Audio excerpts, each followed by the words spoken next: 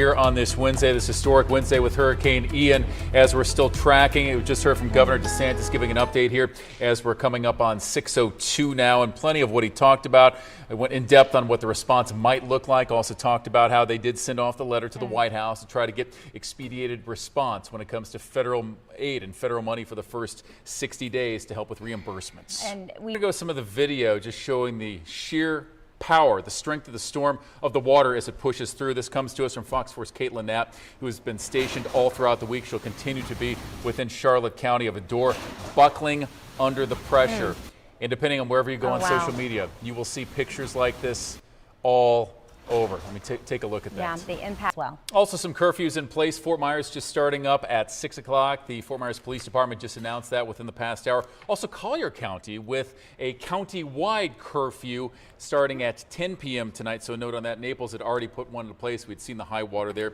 Lee County, of course, with a boil order as well in place, given the situation with all of that standing water going throughout. And you're seeing that. Terrifying moments you're seeing going off of that video from Cape Coral, and it's all over the Cape, not just in certain parts. Could be South Cape, could be close to the coast, close to some of the waterways, but you also have all those canals and so many of the backyards, and we're seeing the impact there as well. Now we're also going to go to see one piece of video involving a vehicle with the Lee County Sheriff's Office, because this also has been making the rounds throughout social media to show, again, the force of the water that has been out there. Yeah, the videos that have We'll be pulling that up momentarily, but of course Sanibel, Captiva, those are among the first to really be hit by a lot of this, because we saw that once we got to about the late morning, where I think everybody at that moment saw just how serious this was. And Fox 4's Keenan Scott with that update from Sanibel, and especially around the late morning, we started to see some of those videos coming in. The Sanibel live cams set up on different parts of the island. Periwinkle, which is the main road right for once you're going west after you get off of the island,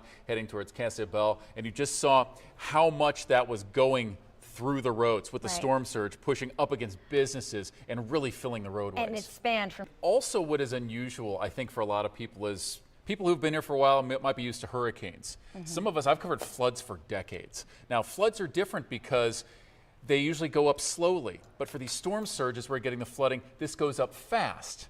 And that's entirely different because there's really no time to really truly be ready. Where are you going to grab some more sandbags and try to protect your house? You saw the force of that door where it got knocked down in Naples. And we can also see why they had the evacuations throughout Collier County, Marco Island, everywhere west and south of Tamiami Trail on 41, because they were so close to where it all came in. And coming off of that, it really has been a Wednesday full of damage. But this also does not discount the tornadoes that we were reporting on for Tuesday night leading up to this. And even as our weather team has noted, we're not out of the woods, certainly not out of the rain just yet, whether you're in Cape Coral or Fort Myers or any of the other parts of this, because we're still on the backside. Now, we're hoping there's some encouragement, as Katie Walls had noted, that because maybe once you're going a little bit further inland, maybe it is losing some of that force, or maybe some of the inland areas will not get hit as hard. But so it's a little consolation for anybody who's along the coast who's fighting these storm surges feet after feet And you after think feet back of water. to the weekend. What about the fear and the helplessness for someone who might think, I can ride this out from my second floor, then all of a sudden that water keeps coming up. And then they have to reach out, and they know that it was too late to get out. And again, government leaders have said, even for people who have a boat, do not go out there and be a hero, even if your intentions are good, because they don't want to have to send somebody else out to go recover the person who was in the boat trying to help. It's one where everybody does have to still shelter in place until all of the water pulls back for the situation. And when we think about for the recovery for something like this, eventually you're going to get to the place where FEMA comes in on this, and then they have to go door to door through all these properties. And some of them will get a certain color of a placard, and that'll determine whether that house even stays up. And that's its own level of internal torment. Cue up some more images, this time from Fort Myers, of a roof with a situation. This is at the Sunterra apartment complex. If this is now been pulled up, this is at Evans and Corral, just off of Metro Parkway, so a little bit southeast of downtown, where you can see the roof coming in from the Sunterra apartments for one of the complexes. Now, there's about 9 or 10 complexes within this area of it, but you can see one of them, just the impact from the storm. As we just saw from Andrew and the rest of the Fox 4 weather team, it's still not over. Still waiting for the backside. Even as hard as so many places, especially in Lee County, have already been hit. As this keeps pushing north and northeast, we still have to be able to get through this. So still not in the clear yet. And then at that point, it'll be time to assess loss of life, assess property damage, just to see how lives have changed, have been altered by this Wednesday here in late September with Hurricane Ian. And we'd been talking about how for the most part we'd been able to avoid this, but now we have something that It's definitely not being too sensationalistic to call this catastrophic from what we're seeing. We've heard this word all over, and it certainly fits. I think at this point. Think about every storm, though, that we've almost always seen. You have to fight one element. It could be snow. It could be wind. This one, you're fighting the wind, you're fighting the rain, and you're fighting the flooding. So you're fighting three different elements out of this. And now one place that is still within the wall with the eye of this is in Punta Gorda. If we have that video pulled up, let's go take a look at this, and we'll get a sense. Fox 4's Caitlin Knapp has been positioned in Charlotte County throughout the week. She will still be there, and here's what it looks like. That is a lot, because Lee County has about 800,000 people. So you think about that, that's about 40%, about 35%. That's a substantial number of people who don't have power right now. Of course, some do have generators, but most do not. And the basics of how we all get along. Cell phones, eventually those are probably going to run out. You know, refrigerators with food inside of them. And once you get past about a day, 2 days of this, then it starts to get to a point of more desperation that's out there. And we hope certainly that can be rectified by then. And in the meantime, only flush when... Cottage rules, as we like to say. That is what they're saying. I'm actually reading that right now. No style points here. Cottage rules. There you go. I like it. And also, you know, wait to shower, wash your clothes, and all of that. But Lee County also has... Also think of Charlie. And there have been so many parallels with Charlie. But as Katie Walls pointed out a few hours ago, Charlie, 8 miles wide. This one about 4 times that, if not more. And we can see just the width and the breadth of the destruction for today as it keeps churning. And we keep waiting for this thing just to get away from Southwest Florida. And like a bad dream, it won't go away. It's Chris, still there. I've been through round 2 and probably doing this in the dark over the next 40 minutes, maybe to an hour. So let's bring in Fox 4 meteorologist Andrew Shipley with a look. Yeah, and for some of those closures against schools, no surprise with this close in Lee County for the rest of the week. So Thursday and Friday, those students are off. Also, curfews are in place in Lee County. It's been about an hour now, going back to 6 o'clock. But also Collier County, 10 p.m. tonight. Curfews, and Naples. So a medium-range concern that's going to come from this, because many people might have stocked up for 2 days, 3 days, maybe 5 days. But then what happens once if you don't have a generator and the food starts to run out, or maybe you can't get out, or now you don't have a car because maybe that got flooded?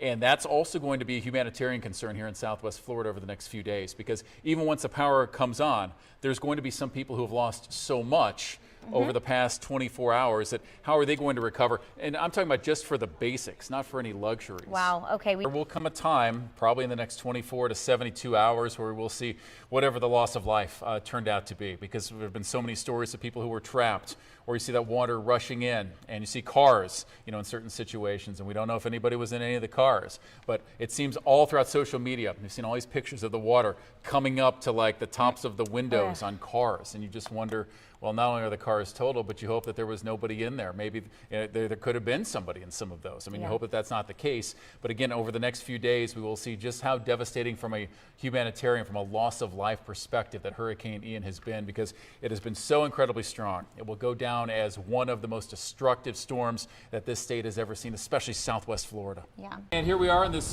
Friday night here in Cape Coral, and this has certainly been a very big day when it comes to people now in day 2 after Hurricane Ian, really assessing the damage. And you can see it all over, and you can't really see it right now. The reason we're setting up here, though, at Gleason and Southwest 2nd Avenue is behind us, though, these power lines have been down, even on people's houses. And so we're going on 48 hours since the impact of this, where we can see just a level of cleanup as Fox 4 certified meteorologist Katie Walls now joins us with a look at that. It will continue to rebuild. And it has been very curious in talking to people. I live about 3 blocks from where we're standing, just north of here. And there really is that sense of togetherness, that cohesion, kind of that tapestry of everybody's been through this. I know on a personal note, got back to my house for the first time in 66 hours yesterday. I was talking about this last night. Everything inside was fine. We were dry, and I was incredibly thankful. In fact, I even ran into a Cape Coral police officer about 10 minutes before I got home, and we were talking about where I was, and he said, I think you're actually going to be okay. He said, you're going to have to deal with some brush and some debris within your streets, but I don't think the water got up that high. And I was really impressed that this one particular officer knew just by the block number, oh yeah, because he's been seeing it. And that's what these first responders have been doing for the last 2 days. They are extremely familiar. Many people here that we've talked to have not been able to venture off of their property or really go out, because why would you go out in this madness? Especially the closer you get to South Cape. And these were a lot of the reports coming on the southeast side from the yacht club about some of the damage. Those winds more than 130 miles per hour. 140 in some of those stretches. Yacht club, yeah. Now there was also, as we were going to downtown Cape, Katie here says, hey, can we turn right and go down to this one neighborhood just south of the Publix there on Cape Coral Boulevard in Santa Barbara? Because When you came back here to Southwest Florida, you and your family lived in this one house for a few months. Yes. And just down from that house, we also met a family that had to ride this out. It's been a very... This is what I've seen as I've been flying Skyfox throughout the last couple of days. And we saw this with Fort Myers Beach and the areas north of it yesterday.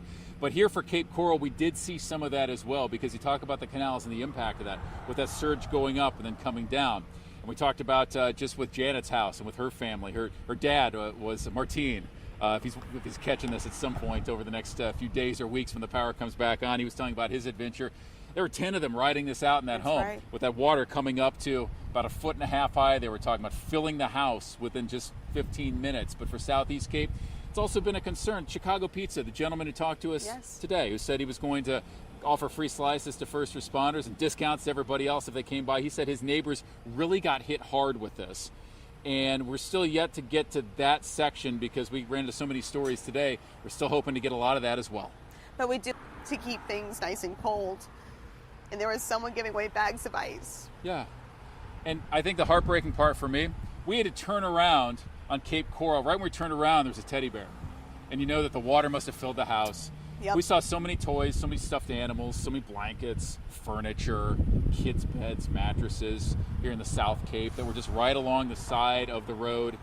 And those are supposedly going to get picked up whenever they get picked up. And I've seen this before with flooding. I've lived in river towns for a lot of my career. Yes. And so when it gets into those low-lying areas, and it just wrecks everything that's inside of a home. Yes. We've been watching all these helicopters flying over. We know that there's boats out there to try to be able to get people. And this has been such a concern because for some people we can say, we just had a few shingles blow off. There are other people who are out there whose lives are in the balance today. And especially if people have not been able to get out, that's the information, the context we're trying to provide in a situation like this, because this is historic flooding.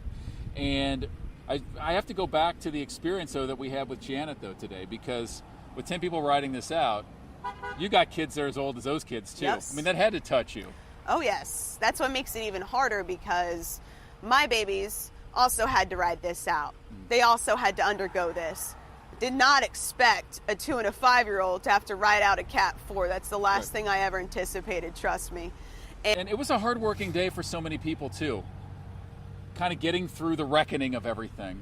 But then, if you think about how many people out here, could have been you, could have been any of us, out there hauling brush away. You go into the backyard, you got these trees down, they might be over the fence, they might have wrecked a pool cage, they might have wrecked some of the siding, and you're taking these just endlessly to the curb. Yes. Endlessly to the curb. You're picking up things that may have blown in from a neighbor's yard from maybe 2 or 3 blocks away. And this has become something where this will become the morning routine for a lot of people for a very long time. And it's okay not to get everything done today.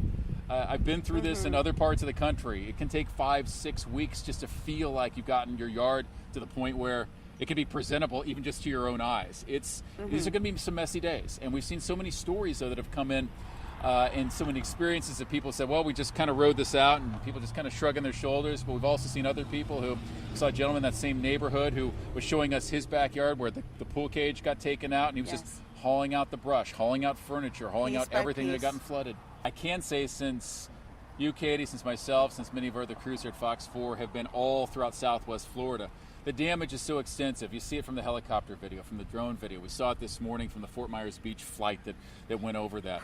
And when you also look, though, throughout Cape Coral, it's not just on the neighborhoods that we also talked about today. Also, there's more of the isolated homes where we are seeing some of those issues as well, too. We saw some of these off of Skyline, southwest side. So we're a good reminder, and thank you for bringing that up, because just because a tree survived Ian does not mean it's going to survive much longer after that, because a lot of that got taken out. So a lot of the strength within that. So do keep that in mind as well. Also saw so much good, though, that came out of this, too. A lot of friendly people talking to us as well. Also in the Sandoval neighborhood. Yes. If we have that community available, and you're very familiar with this as well, too. And behind that, we saw trees uprooted out of the ground. Saw some of that video as well. Saw some of the pooled water, depending on where the roads were, wherever it was low-lying. But those canals also with an impact. We love our canals in Cape Coral. Yep. And we saw the effects of that.